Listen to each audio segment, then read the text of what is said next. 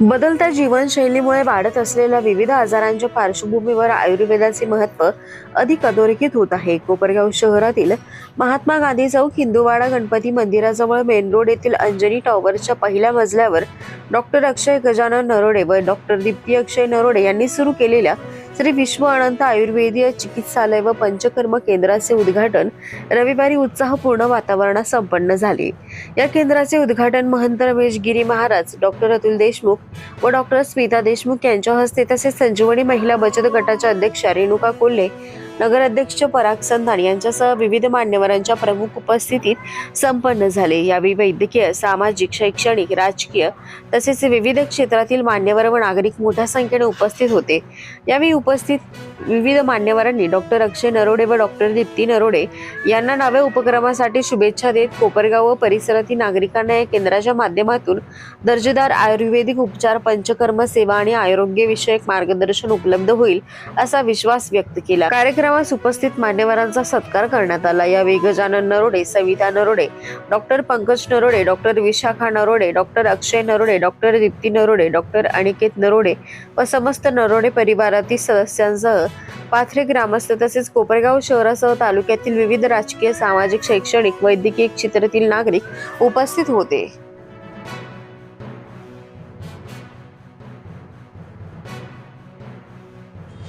बंधू आणि भगिनी, आज आपल्या कोपरगावच्या अंतर्गत या परिसरामध्ये नरोडे परिवाराने एक चांगलं काम या ठिकाणी उभारलं आहे.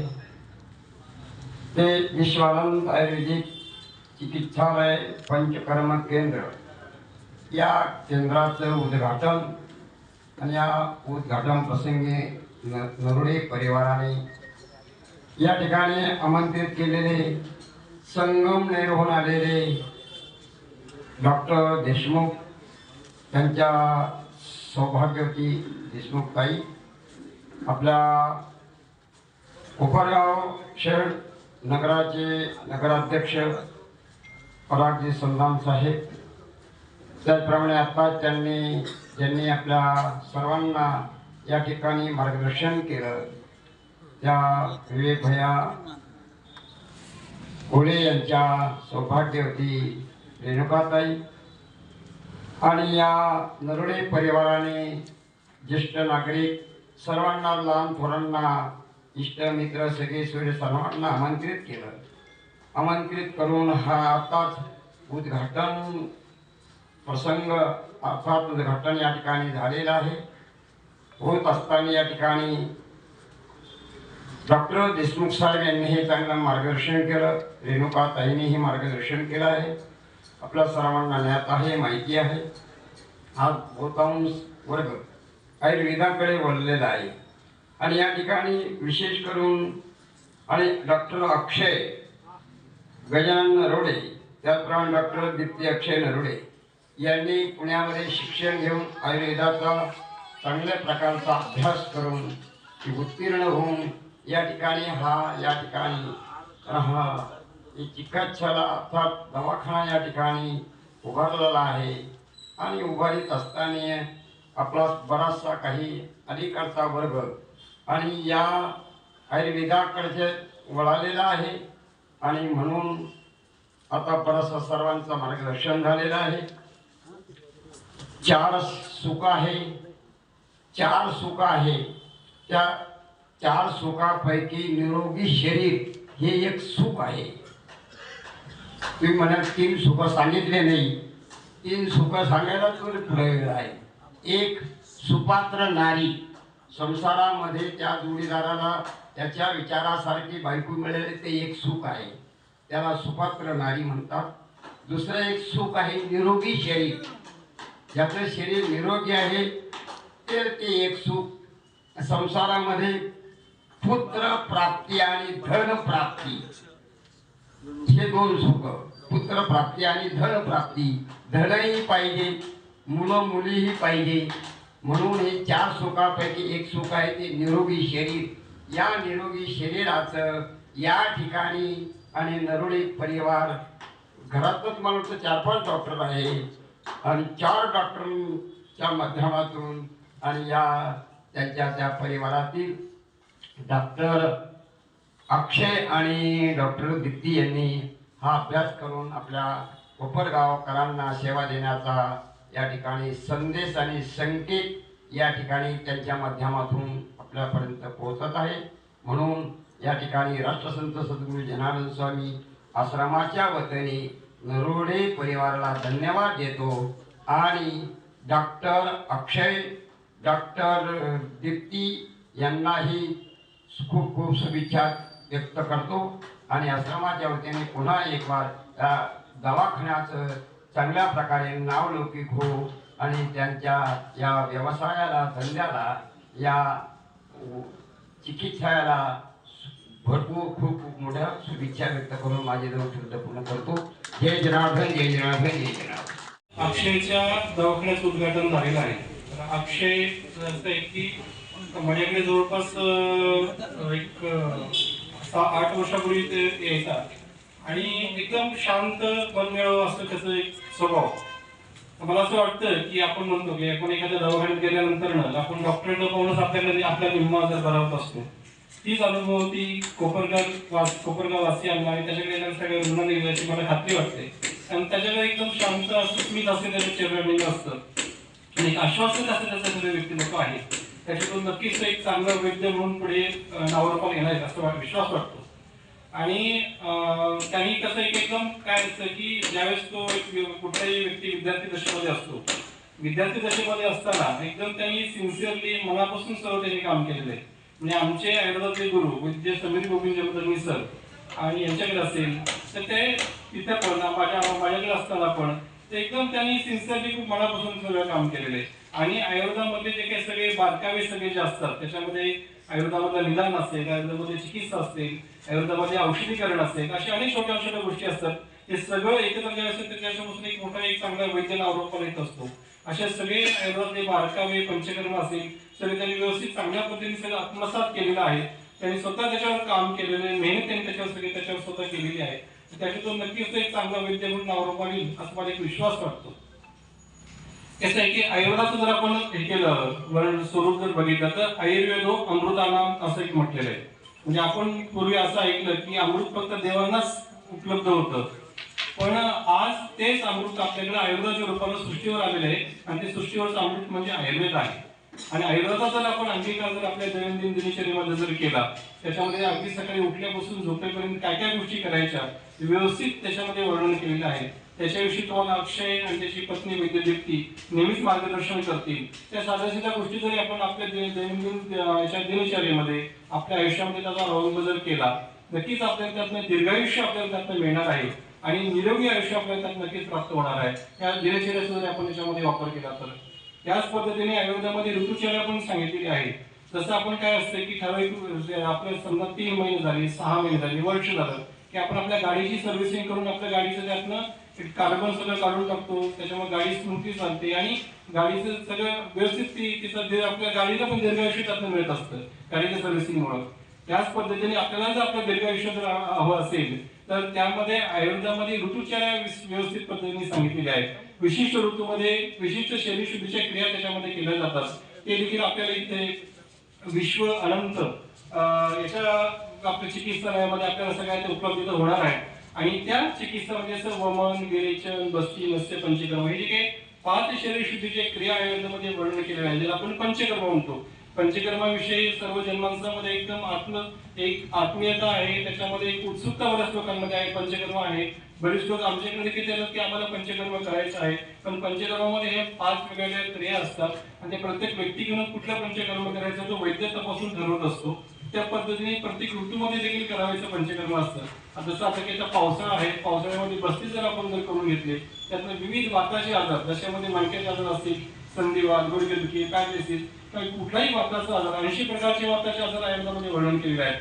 ते सर्व वाताचे आजार आपण निश्चित आपण त्यातनं टाळू शकतो किंवा झालेले जर असतील ते आपण ते आपल्याला त्यातनं नक्कीच बरं व्हायला चांगल्या पद्धतीने फायदा होईल. असं प्रत्येक ऋतूनुसार पंचकर्म असतं. ते त्याच्या सर्व सुविधा तुम्हाला मी इथं विश्व अनंतमध्ये वैद्य अक्षय अक्षय दीप्ती यांच्याकडे या रुग्णालयामध्ये आपल्याला इथं नक्कीच मिळणार आहे.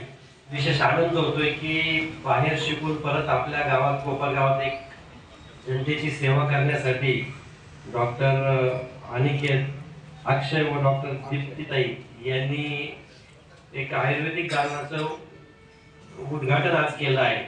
आज जर आपण बघितलं तर आपला जो अमूल्य ठेवा होता, आयुर्वेदिक असेल, योगा असेल, आता सगळं जग त्याच्यावर जात आहे. हळूहळू आपल्यालाही त्याच्यावर जावं लागणार आहे, कारण ॲलोपॅथी असेल, इतर गोष्टींची परिस्थिती आज आपण बघतो आहे. आणि याकरिता त्यांनी कोपरगाव जे आपल्यासाठी सोय उपलब्ध करून दिली त्याबद्दलचा प्रथम मी त्यांचे आभार मानतो आणि सर्व नागरिकांना विनंती करतो की अक्षयजी आणि दीप्तीताईंच्या अनुभवाचा आपल्या शहराला उपयोग होणार आहे. जास्तीत जास्त नागरिकांनी या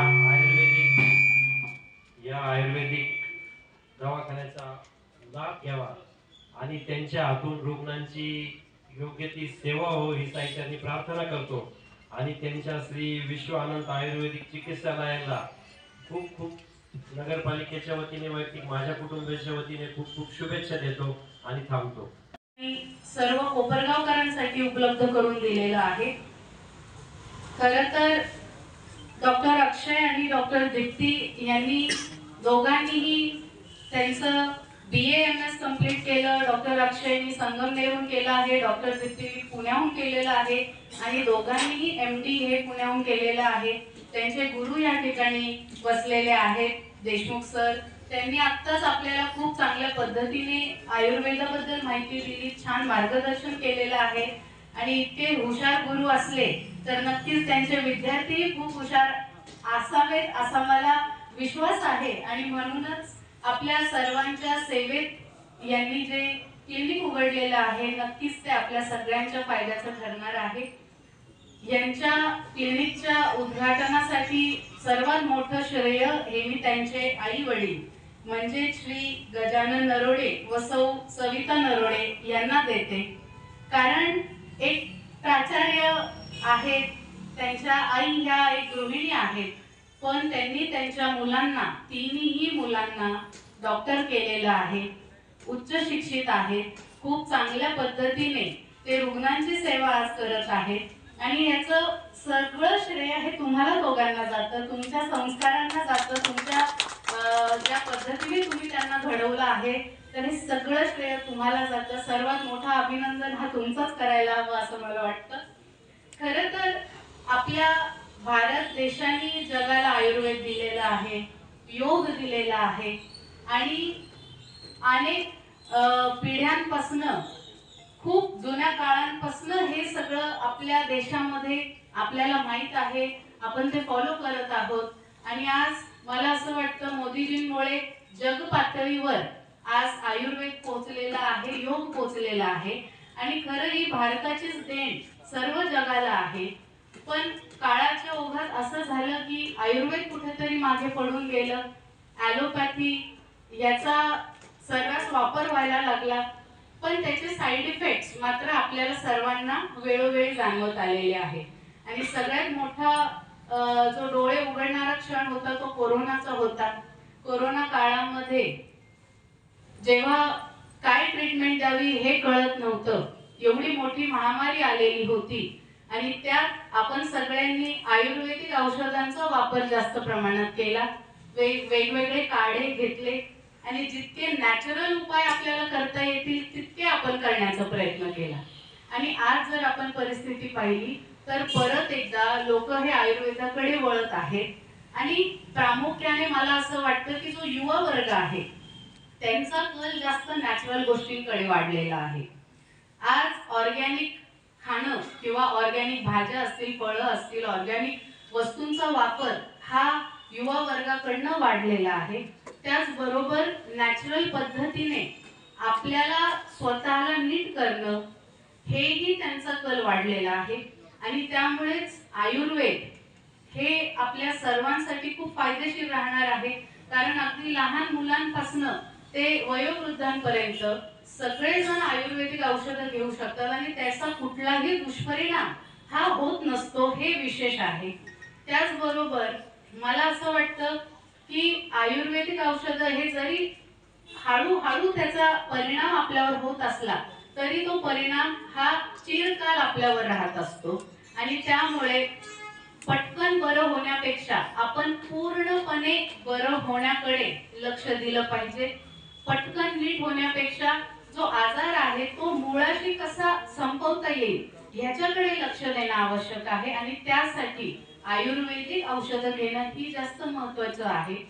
मला असं वाटतं आजची युवा पिढी जितकी शिकली आहे त्याचबरोबर त्यांना एक्सपोजर जास्त मिळत आहे आणि त्यांच्यामध्ये आज जागृती जी जनजागृती होत आहे ती सुद्धा मोठ्या प्रमाणावर होत आहे. कारण मी बघते आजच्या ज्या मुली आहेत त्या जेव्हा प्रेग्नेंट होतात, जेव्हा आई होत असतात, सगळ्या जणी गर्भसंस्कार करायला लागल्या, सगळ्या जणी पंचकर्म करत आहेत आणि खूप चांगल्या पद्धतीने ते हेल्दी एक छान मुलाला बाळाला जन्म देत आहेत, त्यांचं छान संगोपन करत आहेत, त्यांना चांगल्या पद्धतीने वाढवत आहेत.